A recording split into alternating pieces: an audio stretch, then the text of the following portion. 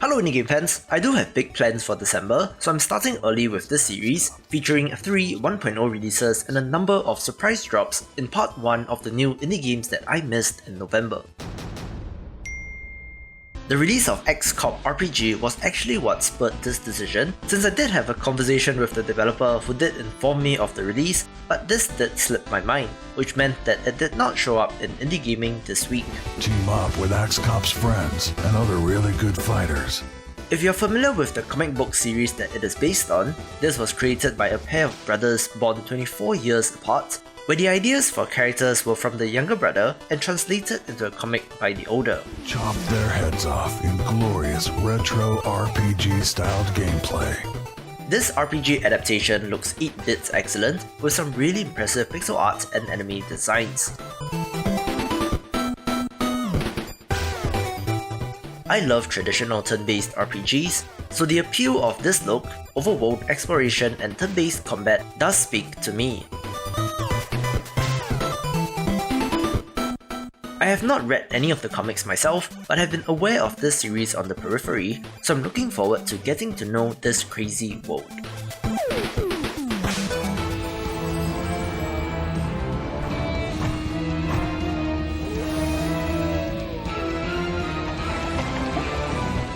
I liked the roguelite platformer Kelipot when it released in early access, and it launched in 1.0 earlier this month.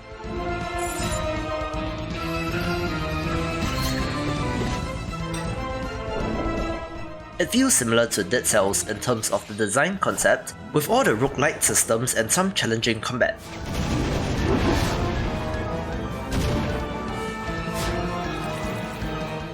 The boss fights here are a lot more bullet hell focused, so it's an interesting addition for a platformer, but it's one of the most gorgeous hand-drawn art styles that's beautiful to look at.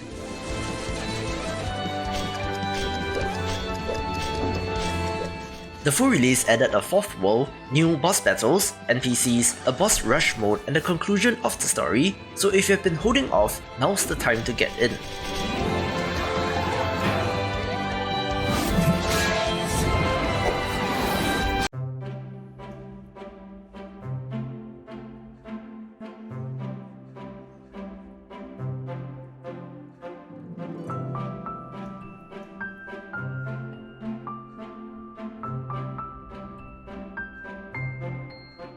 A beautifully done narrative adventure game is What Comes After, where you play as a girl who fell asleep on a train and then finds herself in the afterlife but has to get back to the world of the living.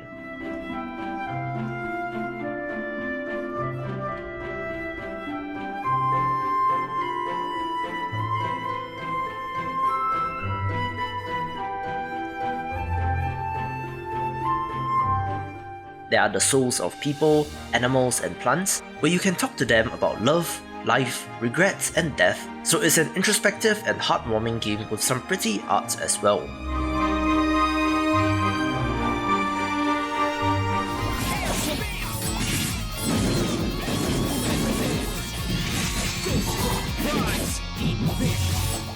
An interesting looking side-scrolling action RPG is Luminous Plume, and it looks like a very Japanese title if you're familiar, especially with the shouting of attack names and the numbers popping up on screen, and this looks alright and could be fun. Looks like I'll have to go all out.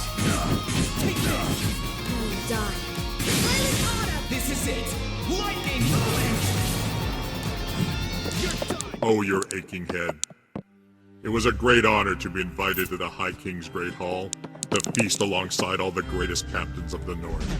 But last night you drank too much, and now you're in a bind. After several horns of mead, when one Viking after another rose from the bench to tell of their bold adventures, you issued a boast so majestic that even the king took heed. He has set you a challenge based on your own boast. Now you must rise to meet it. The king has cordially invited you to make good on your promises before the gods. You will go a-reaving through all the known world, on a quest to honor your foolish words.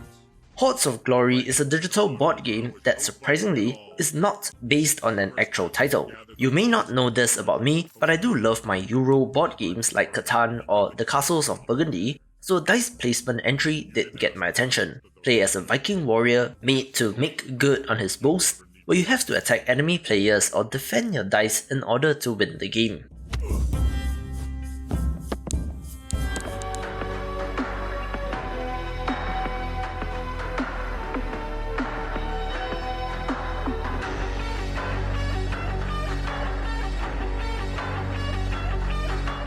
The Starpoint Gemini series has been middling to mixed with their entries and DLCs, with the second seeming to be the best received, but Starpoint Gemini 3 did make it through early access.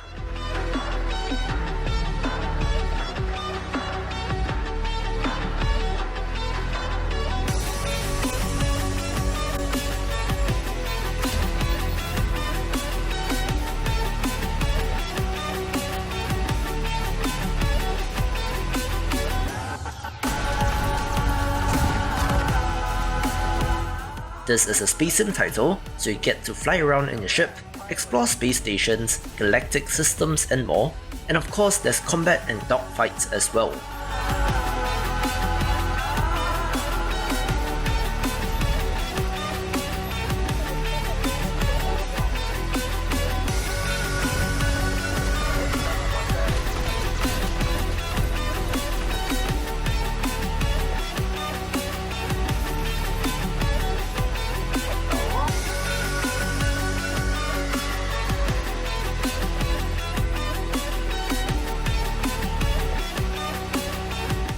It does look up to the standard of a modern game and should be of interest to all space sim fans.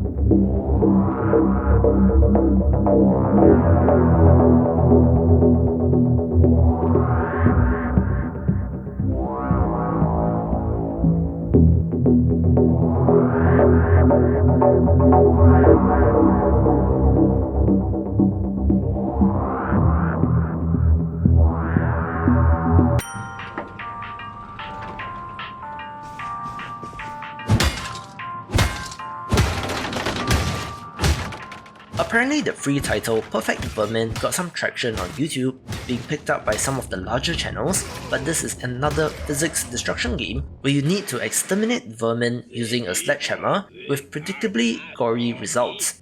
Things do get weird very quickly, but since it's free, do give it a look.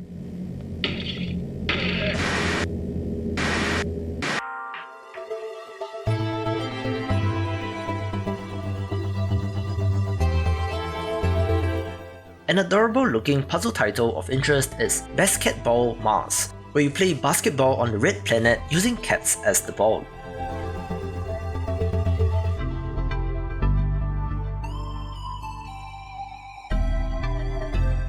It's turn-based, so it's something different, where you need to pass and position your players in order to score.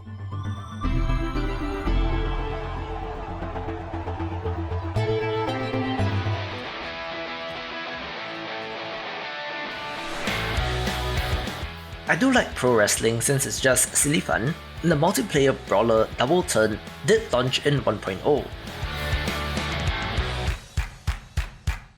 It is named after a relatively rare instance where the face and heel wrestlers, the good and bad guys respectively, switch roles through the course of a match, often leading to a new spark in their characters. The game itself is a pixel art platform fighter which looks awesome, although the smaller scope and limited number of characters at 4 does put a damper on its potential. Alright, here we go.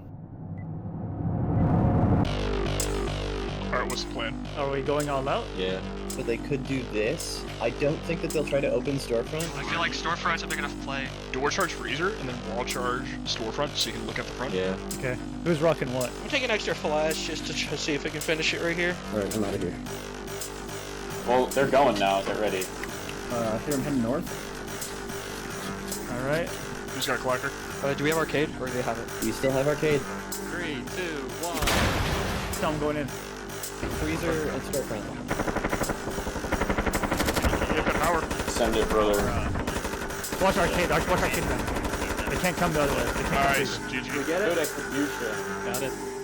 The developer of Due Process has an excellent name, and as the trailer has shown, this is a multiplayer first-person shooter that pits two teams against each other, looking very similar to games like Rainbow Six Siege or even Counter-Strike.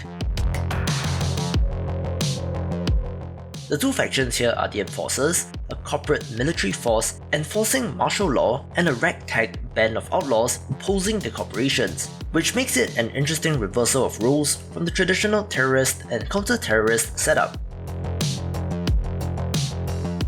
Add to that the procedurally generated maps and the ability to plan and coordinate your attack and defense before a round, and you get something very interesting in the space.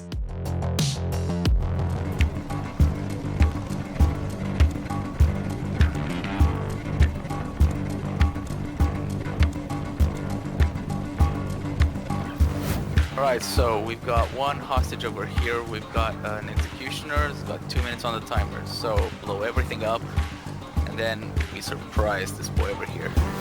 The original Door Kickers was a very well received real-time tactics game, reminding many of the old SWAT or Rainbow Six games, with Door Kickers 2 Task Force North being the sequel to the 2014 game. Yeah. I can sneak in. No! Please!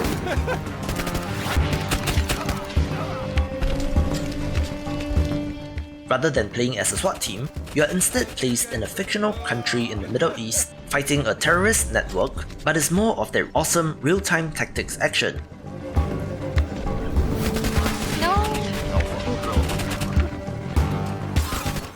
It is currently in early access, which is planned for 12 to 16 months, but there's about a quarter of the content planned with 25 missions in the current version.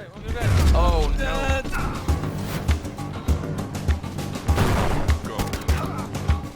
Given how great the previous game was, this gets the #1 spot. To see more of the big picture, check out these awesome videos, and I will see you after the jump.